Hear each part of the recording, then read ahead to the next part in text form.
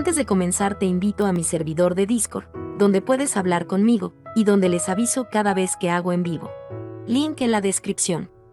También te recuerdo que ya hemos terminado de leer varias novelas como Mushoku Tensei, El héroe del escudo, Honsuki, El ascenso de un ratón de biblioteca, y Re:Zero. Si deseas ver alguna de estas novelas, podrás encontrarlas en la sección de podcast del canal, donde cada lista tiene todos los capítulos de la novela en orden. Por último, no olvides dejar tu like al video, y ahora sí, comencemos con este podcast, donde revisamos novelas ligeras, o sea novelas del anime, mientras juego algo Chidori. Capítulo 67. Las cartas en la mano. Tomando la piedra, Muspel, Araki había terminado por poner su vida o su muerte en la misma balanza que la supervivencia del Imperio Bolaquiano. Como había dicho Priscilla, la combinación de la técnica del matrimonio de almas y la espada del sueño Masayume había provocado una situación muy capaz de desbaratar en gran medida el plan de Sphinx. De los dos objetivos de Sphinx al convertirse en portadora de la gran catástrofe e inundar el imperio de Bolaquia de muertos, uno de ellos había tenido éxito. Había cumplido con el cometido de reproducir el alma de la bruja de la avaricia. El resto era solo cuestión de tiempo hasta que esta alma se aclimatara al recipiente, y la existencia de la propia Sphinx fuera pintada por su creador. Así, antes de que eso se cumpliera y Sphinx desapareciera por completo, su objetivo restante. Que se afirmara deliberadamente como venganza. Ella promulgaría su venganza contra Priscilla Varielle. Para ello, pensaba aprovechar al máximo las cartas que le quedaban en la mano. Sin embargo, Sphinx dijo, el cañón de cristal mágico ha sido detenido. Siendo testigo de la serie de errores de cálculo que ocurrían continuamente, Sphinx murmuró en silencio para sí misma. Reflejados en la superficie de los espejos de agua flotantes, estaban aquellos que actuaban en diversos lugares de la capital imperial de Rutgana, individuos capaces de frenar la ruina del imperio bolaquiano. Lo que llamó la atención de Sphinx, que se había transformado en una forma idéntica a la de la bruja de la avaricia, por encima de todo, fueron el chico y el espíritu que habían evitado el ataque del cañón de cristal mágico, la base del palacio de cristal. Ese espíritu, tomando la forma de una niña, también había contrarrestado con éxito el cañón de cristal mágico con el mismo método antes de que Sphinx hubiera ordenado a los muertos en la forma del gran desastre, y comenzó a llevar a cabo una ofensiva a gran escala contra el imperio. Pero, a juicio de Sphinx, se suponía que esa era una técnica de sacrificio que amenazaba con la desaparición del propio espíritu. Llevar a cabo eso mismo en apenas 2 o 3 días y sobrevivir indemne no tenía sentido racional. El factor que había desafiado a la razón era el niño que probablemente estaba contraído con el espíritu en su abrazo. Sphinx dijo, ¿así que eres tú otra vez? El inexplicable muchacho que, aliándose con el emperador de Bolaquia, había desbaratado las estratagemas de la bruja incompleta, Sphinx, antes de que ésta replicara a la bruja de la avaricia. En verdad, si no hubiera podido asir el fragmento final para recrear su alma en la 11ª hora, los días de arduo trabajo de Sphinx, que superaban los 300 años, habrían llegado a su fin. Y, esa amenaza persistía incluso ahora, con ella habiendo alcanzado a la bruja de la avaricia. Sphinx dijo, la espada Jan Bolaquia, y la autoridad de la gula. Incluso si hubiera tenido éxito en su deseo largamente acariciado de recrear a la bruja de la avaricia, para Sphinx, que por el momento seguía muerta, el hecho de que esos dos fueran sus puntos débiles fatales permanecía inalterado. Por lo tanto, mientras producía varios seres que compartían la misma alma que ella, Sphinx tendría cuidado de no acercarse al dueño de la espada Jan, o a ese chico usuario de artes espirituales. Además de eso, Sphinx dijo, con todas las cartas en mi mano, saldré victorioso. Y ante el murmullo de Sphinx, la expresión de Priscilla a través del espejo de agua cambió. Una leve sonrisa había surgido en su rostro. En esa sonrisa no había disgusto ni malestar. Para distorsionarla con al menos un fragmento de tristeza, Sphinx arrojaría todo lo que tenía sobre ella. Parte 2. Un vacío había aparecido en el lejano cielo y se había tragado la llama que habría supuesto la destrucción del imperio bolaquiano. Cortando la trayectoria del cañón de cristal mágico, Natsuki Subaru había logrado su objetivo. Eso significaba que el admirador, Jalibel, Spica y Beatriz también habían llevado a cabo sus respectivas funciones. Vincent dijo, es un gran servicio. Sin embargo, al tiempo que reconocía su hazaña, el emperador Vincent albergaba en su mente una sensación de inquietud. Neutralizar así una y otra vez el cañón de cristal mágico, el arma decisiva del imperio, era problemático. En cualquier nación, una fuerza de disuasión que disuadiera a otros países de invadir era un requisito constante.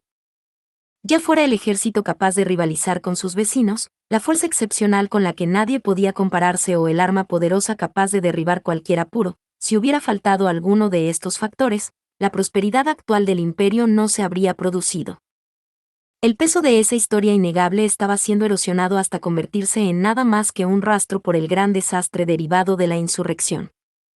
Vincent dijo, en ese sentido, todos ustedes ya han destruido la ley de hierro y sangre que protegía el orden del imperio. Mientras apretaba los dientes para contener la vergüenza, Vincent blandió la espada Yang. Ante los ojos de Vincent, saltando por encima de la llama de la espada atesorada que se había dibujado en una línea horizontal, se veían correr hacia él muertos vivientes de un tipo que difería de los que había hasta ese momento. ¿Qué tenían de diferente? Eso era simple. Vincent no podía reconocerlos. Vincent dijo, ¿esa detestable bruja había logrado enterarse antes de su fallecimiento? En el jardín ante el Palacio de Cristal, que se había convertido en un campo de batalla, apareciendo uno tras otro ante Vincent mientras mantenía la primera línea, estaban todos los no muertos que probablemente habían grabado sus nombres en la historia del Imperio de Wallachia en tiempos antiguos. Vincent podía reconocer los rostros y los nombres de todos los soldados imperiales de su época. Sin embargo, era incapaz de determinar las identidades de los muertos vivientes resucitados del pasado, a los que no conocía directamente. Según su intuición, hasta ahora, entre los muertos convocados por la gran catástrofe, la proporción de los de épocas recientes había sido abrumadoramente alta. En los casos más extremos, los que habían perecido luchando contra los no muertos habían resucitado instantáneamente como no muertos. Esto sería especular, pero tal vez esas almas también poseían un aspecto de frescura. O podría ser simplemente que cuanto más se retrocedía en el tiempo, más difícil resultaba resucitar a los muertos, o se requería un mayor coste. Por lo tanto, la mayoría de los cadáveres resucitados eran de épocas recientes, y así, el devoraestrellas de Subaru y su compañero en combinación con los recuerdos de Vincent fue muy eficaz, pero Vincent dijo, a estos que podrían no ser aplicables. Aunque se impusieran otras condiciones a la resurrección, ya fueran grandes o pequeñas, la mejor forma de evitar la devoraestrellas era preparar muertos vivientes que no se correspondieran con los recuerdos de Vincent. Parecía que la bruja había llegado a comprenderlo antes de que su alma fuera consumida por las llamas. En otras palabras, no quedaba ningún medio para derrotar a los antiguos guerreros desconocidos que se interponían en el camino, excepto la espada Yang de Vincent. No, si era solo la espada Yang, entonces había otra además de la propia de Vincent. Vincent dijo, Priscila. Sí, pronunciando el nombre de su hermana menor, cuyo paradero seguía siendo desconocido tras la evacuación, Vincent reanudó su batalla contra los muertos vivientes atacantes. Su tonta hermana menor, que antes se llamaba Prisca Benedict, en la actualidad respondía al nombre de Priscilla Varielle. Al confirmar el hecho de que, tras abandonar el imperio, había cambiado de nombre y se había convertido en una de las candidatas a la selección real del reino de Lugúnica, Vincent había estado a punto de desmayarse. Pero fue soportable. Su razón para acudir en ayuda de su patria no era algo entrañable como preocuparse por Vincent o el imperio. Más bien, era para silenciar a quien poseía las espadas de los asesinos que le habían sido enviados. Pero entonces, el presunto imprudente ya se había adelantado y había perdido la vida. Vincent dijo, Chisa. Chisa, que, engañando incluso a Vincent, había resuelto desafiar el destino mundial del gran desastre, era de los pocos que sabía que Prisca había sobrevivido como Priscila. Chisa, que conocía su temperamento feroz de su época como Prisca, con la intención de que estuviera junto a Vincent, que debía conjurar la gran catástrofe, probablemente tomaría medidas drásticas para atraerla.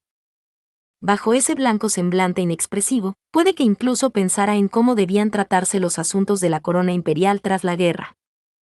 Chisa dijo, El hecho de que era necesario llegar a tales extremos, me veo obligado a revisar mi opinión de su excelencia. Al oír el eco de Chisa, encarnación de la falta de respeto y la deslealtad al emperador, chasqueó la lengua. Dejando a un lado su fastidio por estas visiones demasiado surrealistas de él, Vincent se guardó como responsabilidad propia el regalo de despedida de Chisa, la conclusión sobre cómo tratar a Priscila. Por el momento, la vida de Priscila estaba a salvo, como confirmó el intento de Spinks de llevar a Vincent hasta ella. Eso era suficiente por ahora. En cuanto a la necesidad de aumentar en número la espada Yang, se cumpliría cuando Vincent se acostumbrara más a ser la cúspide de la tierra del lobo espada.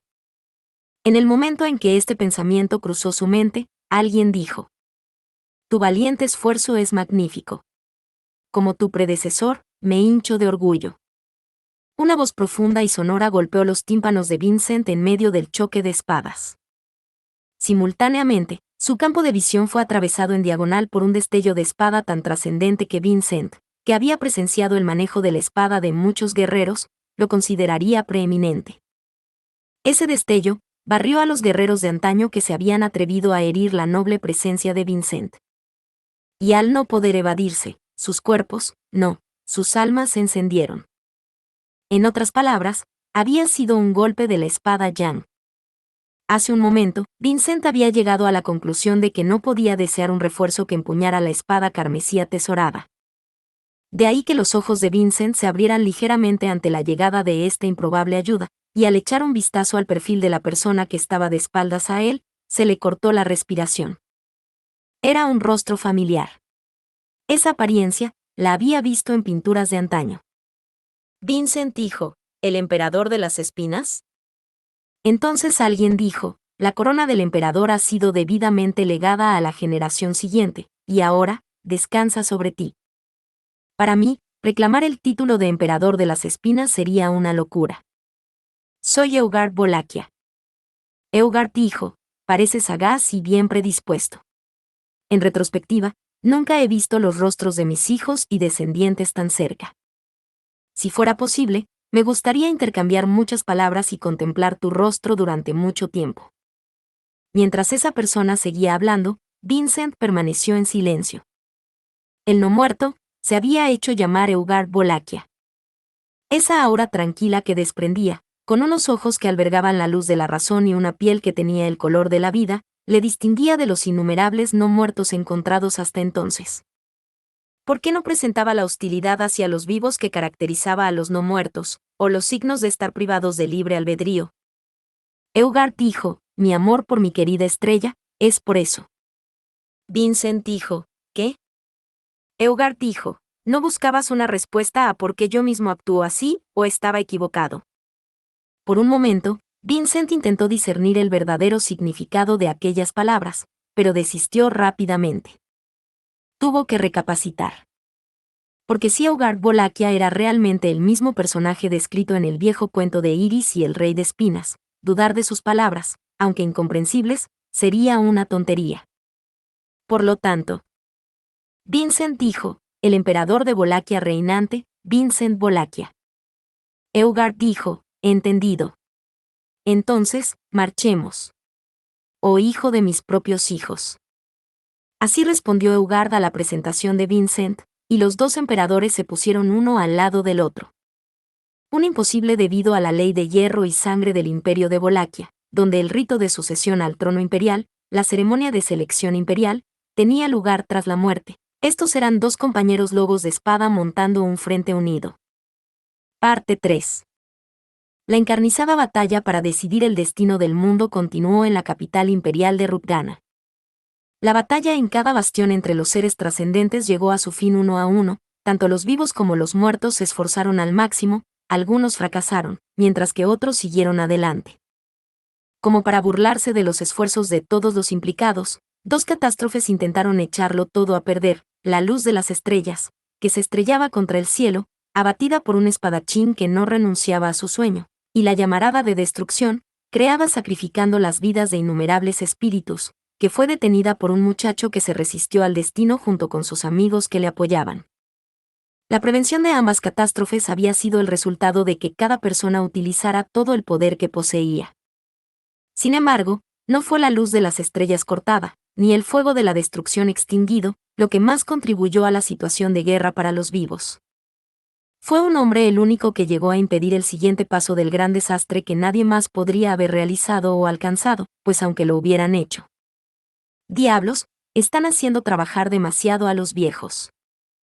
El viejo vicioso, Olbart Dunkelken, saltó con su pequeño cuerpo mientras se quejaba malhumorado. Los movimientos de salto bajo y arrastre por el suelo del jefe Shinobi, el monstruoso anciano, apuntaban al hechicero no muerto que custodiaba el círculo mágico rojo sangre que estaba pintado al final del pasadizo. El hechicero giró la palma de la mano hacia Olbart, y entonces la inmundicia negra, que fluía de las paredes y el suelo a su alrededor, formó cadenas que rugieron para atar los miembros del monstruoso anciano que se acercaba. Olbart dijo: «He estado haciendo esto durante 90 años, ¿sabes?». Más rápido de lo que las cadenas podían alcanzarle, Olbart blandió velozmente su brazo derecho, el brazo que le faltaba por debajo del codo, y lanzó un kunai desde el interior de su supuestamente vacía manga. Atravesó el entrecejo del hechicero, que desconfiaba de su aproximación, a la velocidad del rayo, y los estampó contra el círculo mágico de la pared. Inmediatamente después, Olbart golpeó con su palma izquierda y atravesó al hechicero y el círculo mágico. Sus artes marciales, perfeccionadas desde que tenía memoria, hicieron pedazos al hechicero y al círculo mágico. Tenía órdenes estrictas de no matar más muertos vivientes de los necesarios, pero esta normalidad manipulada por el alma y oponentes como el hechicero que acababa de ver eran excepciones a esa orden. De los hechiceros que custodiaban el círculo mágico que distorsionaba el espacio dentro del castillo, se había encargado de unos 10. Olbart dijo: «Así que finalmente se hace». Olbart murmuró así, sintiendo el cambio del aire en su piel seca y vieja. Mirando al interior del palacio de cristal con sus 2 ojos, oscurecidos por abundantes cejas, una extraña atmósfera impregnaba el lugar. Podía ver que la anomalía que había transformado la estructura familiar del castillo en un lugar extraño y mágico se había levantado. Puertas que deberían haber estado conectadas no lo estaban, y la ventana por la que había entrado no le permitía llegar al lugar deseado. No estaba claro si se trataba de una técnica ilusoria o de una magia que retorcía el propio espacio, pero en cualquier caso. Olbart dijo: «Por ahora, mi trabajo aquí es, hoy, esto es malo, ¿no?». Al encontrarse con un problema justo después de resolver otro, Olbart acalló la voz ante este repentino cambio de acontecimientos. En cuanto se arregló la distorsión del espacio, la siguiente anomalía que se produjo en el Palacio de Cristal fue fácil de entender. Todo el castillo estaba siendo cargado con intensas ondas de maná. El cañón de cristal mágico había sido activado. Olbart dijo: «Drat, Moguro, aguanta un poco más». Ante las vibraciones del cañón de cristal mágico activándose, Olbart se quejó al núcleo del Palacio de Cristal, Moguro Hagane, el hombre de acero, conocido como el mismísimo meteoro del Palacio de Cristal. Hasta ahora, el encomiable Moguro había estado obedeciendo las instrucciones de Vincent, intentando impedir que la gran catástrofe utilizara el cañón de cristal mágico, pero parecía que lo habían roto. Era terrible que el cañón de cristal mágico hubiera sido tomado como arma del adversario. Olbart dijo: «Si su objetivo es la ciudad de Garkla, estamos en problemas». La ciudad fortificada, que había atraído a hordas de muertos y se suponía que era un asedio para la supervivencia del imperio, necesitaba conservar sus fuertes murallas defensivas para la batalla. Si el cañón de cristal mágico las derribaba, la situación cambiaría drásticamente y la ciudad quedaría destruida. Y eso sería lo mismo que el imperio de Wallachia sufriendo daños irreversibles. Incluso si Olbart y los otros fueran capaces de destruir al cerebro detrás del gran desastre, la pérdida del personal que actualmente se encuentra dentro de la ciudad fortificada haría imposible la reconstrucción. Y eso significaría el fin del imperio wallachiano. Olbart Dunkelken tenía una ambición. Como jefe de los Shinobi, de quienes esperaba que actuaran en las sombras de la historia, pretendía dejar su gran huella en la historia del imperio y destruir los cimientos mismos de la forma de ser un Shinobi, a la que había dedicado su vida. Por esa razón, estaba tentado por arrebatos llamativos. Y por eso, normalmente pensaba en crear una rápida rebelión contra el emperador, para luego asesinarlo. Eso había sido a menudo una gran tentación. Sin embargo, el gran desastre había anulado esos planes, y con la innegable sensación de haber desaprovechado la oportunidad de traicionar, aquí esa oportunidad volvía a hacerse patente. Si el cañón de cristal mágico se utilizara de forma que determinara la victoria del gran desastre, entonces Olbart cumpliría sus ambiciones no como general imperial, sino como shinobi. Fuera lo que fuese lo que el gran desastre tenía preparado, se precipitaría majestuosamente al lado de Vincent, le arrebataría la victoria y colmaría sus ambiciones personales. Por lo tanto, Olbart dijo, aunque esto se suponía que era mi traición final. Una vez resuelta la distorsión del espacio, Olbart subió corriendo por el castillo y llegó a la torreta del cañón de cristal mágico. Allí, observó cómo el resplandor de la destrucción era engullido por un gran vacío en el cielo, sus blancas cejas se agitaron ante las secuelas del cañón de cristal mágico, que había sido disparado por el más estrecho de los márgenes. Si el cañón de cristal mágico hubiera determinado la destrucción del imperio, Olbart podría haber traicionado al imperio sin ningún remordimiento. Pero no fue así. Olbart soltó una risa, para luego decir, ese mocoso no solo lo hizo en la ciudad de los demonios, también lo ha hecho aquí. Lo juro, los jóvenes de hoy en día no tienen ni una pizca de respeto por nosotros los viejos. Olbart rió con ganas al ver las dos figuras lejanas en el cielo, el niño de pelo negro y la niña espíritu.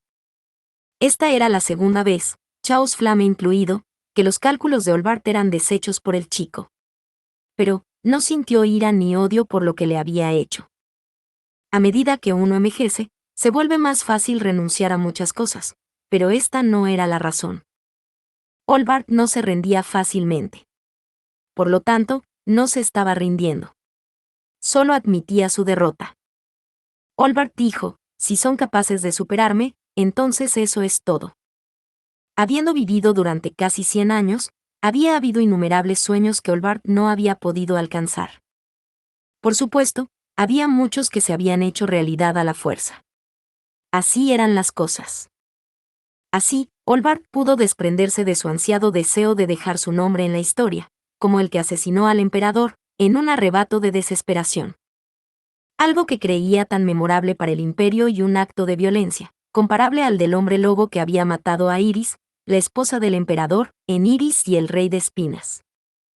Entonces, habiendo dejado ir su deseo largamente acariciado y habiendo preparado su mano izquierda estéril para un golpe de karate, Olbart dijo, entonces, vendrás conmigo en mi sueño de ser el próximo héroe para salvar al país, ¿no? Una mujer de pelo blanco se situó junto a la torreta ante Olbart, ligeramente sonriente. En lo alto del Palacio de Cristal, sobre la torreta del cañón de cristal mágico que acababa de descargar el fuego de la destrucción, soplaba un sofocante torrente de maná que agitaba los sentidos. En el centro estaba la piedra angular del Palacio de Cristal con sus cristales mágicos de varios tamaños, la base sobre la que estaba instalado el núcleo mágico, el corazón del cañón de cristal mágico. La mujer de blanco le sonrió mientras colocaba la mano sobre el pedestal, y entonces. Usted no debería estar aquí. Eliminación, requerida. Entonces una voz metálica dijo, es inútil, Olbart. Tu oponente es bruja. Un viento negro comenzó a arremolinarse alrededor de la sonriente mujer, la bruja, y el propio núcleo mágico habló con la voz de Moguro, como si quisiera alertarle de ello. Olbart rió entre dientes ante la obvia advertencia del hombre de acero, y luego le respondió. Lo sé sin que me lo digan. Aún a mi edad lo sé, no estoy senil. Pateando el suelo, el viejo vicioso puso fin a su sueño, y retrasó la desaparición del imperio que se habría producido en ese momento. Parte 4. Subaru dijo, como si te lo fuera a permitir. Adelante, o destino inevitable. Mientras abrazaba a Beatriz, el alchamac de su compañera envió lejos uno de los disparos del cañón de cristal mágico. Con fuerza, Subaru sintió que el poder para hacerlo salía de él, pero tenía una confianza infundada en que podría sostener la temeridad de Beatriz. No, ahora que lo había conseguido, podía reiterarlo como una convicción bien fundada. Subaru dijo, quizás, es el poder del vínculo. El Corleonis de Subaru, que podía asumir y distribuir cargas, había permanecido conectado a todos los miembros del batallón Pléyades, que se encontraban lejos de él. No solo aumentó la fuerza de todos como unidad, sino que también prestó un hombro a cualquiera que pudiera haberse quedado rezagado, empujándolo y distribuyendo la vitalidad necesaria para correr juntos. Este poder representaba la realización del uno para todos, todos para uno. Era muy probable, quizá incluso probable, que una enorme carga hubiera recaído de repente sobre todos los que luchaban en la ciudad fortificada en ese preciso momento, pero él quería creer que todo iría bien. De cualquier manera. Beatriz dijo, era muy importante que evitáramos que eso ocurriera, supongo. Subaru dijo, estaba seguro que iban a atacar a Garkla. Subaru observó cómo se cerraba el vacío en el cielo y respondió a Beatriz, que alzó la voz. Subaru y los demás, decididos a detener el cañón de cristal mágico, se precipitaron hacia su línea de fuego, pero habían pensado que el cañón apuntaba a la ciudad fortificada. El mayor temor era que la ciudad fortificada, donde se estaba librando la batalla del siglo, hubiera recibido un disparo irrevocable en lugar de que la capital imperial recibiera un golpe en un solo lugar. Sin embargo, cuando lo habían impedido, el cañón de cristal mágico había apuntado al sur de la capital imperial. Subaru dijo, no hay forma de que llevaran a cabo un ataque sin sentido. Definitivamente tenían un plan. Beatriz dijo, cuando dices al sur, te refieres a que fueron tras Garfield, ¿verdad? Subaru dijo, claro, nuestro Garfield es como un hermano pequeño que no se avergüenza de ir a ninguna parte, pero... En el primer bastión, el punto más meridional de la capital imperial, se estacionó el dragón de las nubes Mesorella para proteger la zona más amplia, y solo a Garfield se le encomendó derrotarlo. Hablando con franqueza, más que imprudente, era irrazonable, absurdo e irreflexivo, pero era un papel importante que no podía confiarse a nadie más que a Garfield. Teniendo en cuenta su importancia, no era imposible que la otra parte tuviera como objetivo a Garfield. Subaru dijo, ¿quién disparó en primer lugar? Ahora que hemos acabado con Sphinx, ¿quién es el siguiente al mando? Beatriz dijo, es dudoso que sea un emperador de Volaquia reanimado o alguien por el estilo, supongo. Subaru dijo, por favor, no me des más razones para no querer ayudar al imperio a estas alturas. Justo cuando parecía que Sphinx, el líder del gran desastre, había sido derrotado, no quería que los anteriores emperadores de Volaquia se alzaran para convertirse en el jefe final, decepcionados por los fracasos del imperio moderno. En primer lugar, si se permitiera que ese patrón continuara, sería imposible saber cuántos emperadores habría que derrotar. Beatriz dijo, pero parecía que tenían un objetivo claro en la forma en que estaban montando ese ataque hace un momento, de hecho. Por eso. Subaru dijo, Beaco. Subaru emitió una llamada aguda mientras Beatriz miraba al suelo, con sus taladros gemelos aleteando en el viento de la caída libre. Acarició las mejillas de Beatriz entre sus manos, haciéndola levantar la vista en la dirección que él quería que viera. Cuando sus miradas convergieron, se encontraron con el reflejo de una enorme y majestuosa figura que volaba ferozmente por el cielo, un dragón de 3 cabezas. El dragón Tizón, que les había atacado en el carro de dragones acoplados, y que una vez había sido abatido por Jalibel, había revivido y se acercaba a Subaru y Beatriz, que habían contrarrestado el cañón de cristal mágico. Subaru dijo, mierda, esto es malo, no podemos movernos. Beatriz dijo, aquí viene su aliento, supongo. Con clara hostilidad, las 3 cabezas del dragón Tizón se volvieron hacia Subaru y Beatriz. En cambio, Subaru y Beatriz, que se abrazaban en el aire mientras estaban en caída libre, se encontraban a bastante distancia de sus fiables compañeras, Spica y Jalibel. Beatriz dijo, liberando a Murak, de hecho. Subaru dijo, y la providencia invisible es la siguiente. Mientras el aliento del dragón Tizón se convertía en un rayo negro de calor, Subaru y Beatriz trabajaban en perfecta coordinación. El efecto de Murak de anular la gravedad se anulaba en Subaru, y a medida que su velocidad de caída, que había sido como la de hojas bailando en el aire, ganaba impulso, todo esto se aceleraba aún más al lanzarse hacia abajo con providencia invisible. Con eso, Subaru y Beatriz escaparon a la fuerza de la línea de fuego del aliento del dragón Tizón. No obstante, solo habían escapado del primero. Había señales de que las 2 cabezas restantes se preparaban para soltar el mismo aliento. Subaru apretó los dientes. En su cabeza, Buscó desesperadamente una carta que pudiera utilizarse, que tuviera sentido y que funcionara en ese momento. Cuando los pensamientos de Subaru empezaron a girar a gran velocidad y todo su cuerpo se vio dominado por la ardiente sensación de estar ardiendo, se mordió rápidamente las muelas y atrajo a Beatriz con fuerza hacia él. Y entonces, cuando estaba a punto de verbalizar sus pensamientos, alguien dijo: «Oh queridos, a diferencia de mí, ustedes no pueden volar libremente, así que prefiero que no me sorprendan así». Entonces, Subaru y Beatriz fueron arrebatados por el sonido de una voz llena de exasperación y diversión. El aliento del dragón Tizón se convirtió en 2 negros rayos de calor que barrieron el cielo de la capital imperial, pero Subaru y Beatriz no estaban en su línea de fuego. Lo sostenían unos brazos largos y delgados. Era. Subaru dijo: «Roswaal. Buen momento. Nos salvaste». Beatriz dijo: «Esto es humillante, supongo. Sostener a Betty así es inaceptable, de hecho». Roswaal dijo: «Bueno, eso es una diferencia bastante extrema en reacciones». Roswaal, el mago volador, sonrió satisfecho ante las reacciones que le llegaban desde su izquierda y su derecha, desde Subaru y Beatriz. Rodeó con sus brazos las cinturas de Subaru y Beatriz, manteniéndolos a sus lados mientras se elevaba libremente por el aire, jugueteando con el dragón Tizón, el Valgren de 3 cabezas, con sus alas batiendo en el aire. Roswaal dijo: «Bien hecho por detener el cañón de cristal mágico». «¿Cuál es la situación?». Subaru dijo: «Sphinx ha sido derrotada. Quizás la causa de los zombies está en el Palacio de Cristal. No sabemos a qué estaba apuntando el cañón de cristal mágico». Roswaal dijo: «¿Sphinx? Eso es a la vez una bendición y una decepción, pero». Beatriz dijo: «¿Es una preocupación o una queja, supongo?». Beatriz fue implacable con las palabras y los actos de Roswaal, pero la expresión de éste se tornó ligeramente sombría mientras entrecerraba sus ojos de distinto color.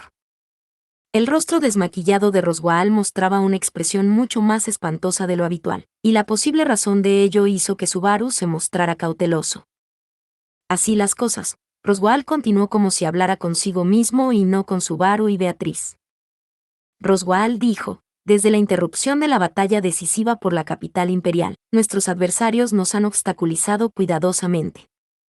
Lo mismo ocurre con el disparo del cañón de cristal mágico». «¿Es todo? ¿De verdad?». Así habló. Parte 5. Vincent y Eugard, 2 emperadores de Wallachia que normalmente no serían capaces de confiarse las espaldas el uno al otro, bailaban danzas de espadas, y las espadas carmesíes destellaban con llamas que arreciaban como una tormenta. Tansa dijo: «Asombroso». Tansa murmuró asombrada ante aquella visión, que era como una ilusión que le quemaba los ojos. Eugard, habiendo percibido las señales de batalla desde la dirección del Palacio de Cristal, se adelantó, y para cuando Tansa, cogida de la mano de Yorna, le alcanzó, los 2 emperadores ya estaban luchando juntos. Los no muertos cuyas almas estaban siendo incendiadas por el brillo de la espada Yang eran todos muy hábiles, y no había mucha diferencia entre ellos y el no muerto Rowan. Pero los aullidos de las espadas carmesí los mantuvieron a raya, mientras se veían abrumados por los esfuerzos coordinados de Eugard y Vincent, que no intercambiaron ni palabras ni miradas. Yorna dijo: «Es la primera vez que veo a su excelencia blandir una espada con alguien de esa manera». De repente, Yorna, que contemplaba la misma escena que Tansa, comentó. Tansa no podía comprender la complejidad de las emociones que contenía. Los ojos temblorosos y la voz temblorosa, todo ello creado por años de no poder hacer más que apoyarse en Tansa. Obviamente, no conocía los detalles de la situación. Sin embargo, Yorna estaba enamorada de Eugard, que regresó de mucho tiempo atrás, y sabía que había algo más que la simple longevidad. La falta de familiaridad de Tansa con estos vínculos dio lugar a una sensación de jerarquía relacional entre ella y Eugard en su mente. Yorna dijo: «Os quiero tanto a ti, Tansa, como a su excelencia. Ambos son muy queridos para mí, y los amo a ambos en mi corazón, solo que de maneras diferentes». Tansa dijo: «Ah». La ansiedad que se apoderó del corazón de Tansa fue percibida por Yorna, que le dio ganas de enterrarse la cara. Pero Tansa confió en la sensación de la mano en su mano, y con la razón por la que estaba aquí de pie en su corazón, dejó de lamentarse con autocompasión. Tenía que mantener la cara alta. Eso era lo que Tanza tenía en común con todas las personas increíbles que había conocido. Apretando los dientes, los nervios de Tanza estaban a flor de piel. Se le había confiado la protección de Yorna, que no estaba en buena forma, o tal vez traumatizada emocionalmente por la batalla con el temible Rowan. No podía confiar en Eugard, que estaba luchando, ni siquiera en Emilia, que se había separado de ella en su camino hacia aquí. Así que, mientras Tanza no pudiera unirse a Eugard y Vincent en su batalla, lo único que podía hacer era ser la primera en notar algo inusual en su entorno. Tanza dijo, Yorna-sama. Mira. Su vigilancia dio sus frutos. Los ojos redondos de Tanza se abrieron de par en par y señaló el nivel superior del palacio de cristal con la mano que no sostenía la de Yorna. Mirando lo mismo que Tanza, Yorna se quedó mirando hacia arriba con sus ojos almendrados. Sus miradas se posaron en la torre semiesférica cercana a la cima del palacio de cristal. Tanza no lo sabía, pero era la torre donde se encontraba el cañón de cristal mágico, la base del palacio de cristal. La torre brilló desde dentro y, entonces, en una violenta explosión, los muros volaron por los aires. Tanza parpadeó mientras la torre se destruía, esparciendo trozos del castillo de forma espectacular. Entonces, una pequeña sombra apareció entre la espesa columna de humo. Yorna dijo, «Viejo Olbart». La voz de Yorna, algo desconcertada, evidenciaba su sorpresa ante lo que veía. Lentamente, Olbart emergió de la pared rota, pero en lugar de su habitual actitud distante y distanciada, la sangre manchaba sus andrajosos ropajes. Justo entonces, Olbart se dio cuenta de que Tanza y los otros vivos que estaban debajo de él. Olbart dijo, «Su Excelencia.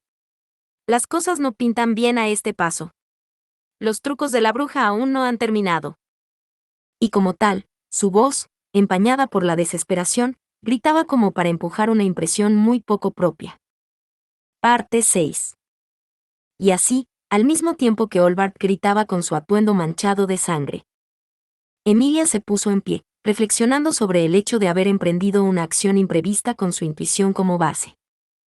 Fue una gran decisión ir en contra de los deseos de Subaru y Abel, ambos habían trabajado muy duro para pensar en el mejor curso de acción, y actuar por separado de Tanza, Yorna, y los demás.